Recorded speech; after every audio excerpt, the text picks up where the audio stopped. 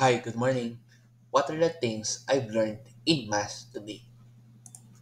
Number one, pray for the grace of devotion to God. So, lahat naman tayo sabihin natin may kanya-kanya na tayong devotion kay God. And sa mga taong wala pang devotion kay God, ipagdasal natin na sana mahanap nyo rin kung ano yung maganda or ano yung pinakabagay na way of devotion nyo to God. Next, number two, pray for the grace of patience. Meaning, lahat naman tayo ay may mga hinihingi or pinagdadasal sa Diyos na kahit hindi pa po siya dumarating, kahit ilang taon na po yung lumipas at hindi pa rin siya dumarating, magkaroon lang po tayo ng patience or magdasal tayo to God to give us a grace of patience na makapaghintay sa matagal na po natin hinihingi or ipinagdadasal sa Kanya. Number three, pray for the grace of faith in God.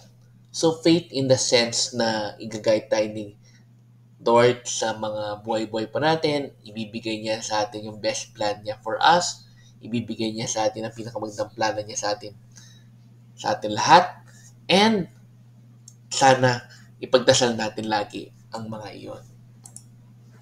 And number four, always be grateful to God for all His guidance, provisions, and care in our daily lives. So, maging grateful lang po tayo every day sa pagtulong ni God sa atin, sa pag-guide niya sa atin, sa mga provisions na binibigay niya sa atin, and care. Kaya, huwag tayo makalimot na magpasalamat sa Kanya daily sa mga buhay po natin.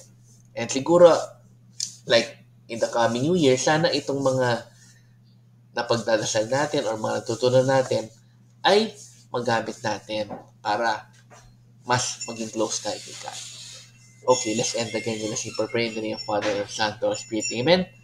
Lord, sana po ay tulungan niyo po kami na lagi makapagpasalamat, lagi maging grateful sa inyo sa lahat po ng mga biyaya at tulong at guidance na binibigay niyo po sa amin. Sana po ay bigyan niyo po kami ng patience to wait sa mga pinagdadasal po namin and sana magkatotoo yon with your grace. Amen. In the name of the Father, and of the Son, and of the Holy Spirit. Amen.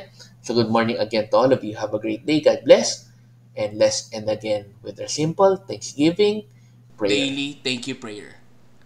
Lord, thank you very much for all the blessings that you are giving us every day.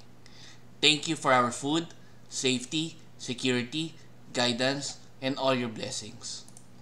Please avoid us getting sick from all illnesses and forgive us for all our sins.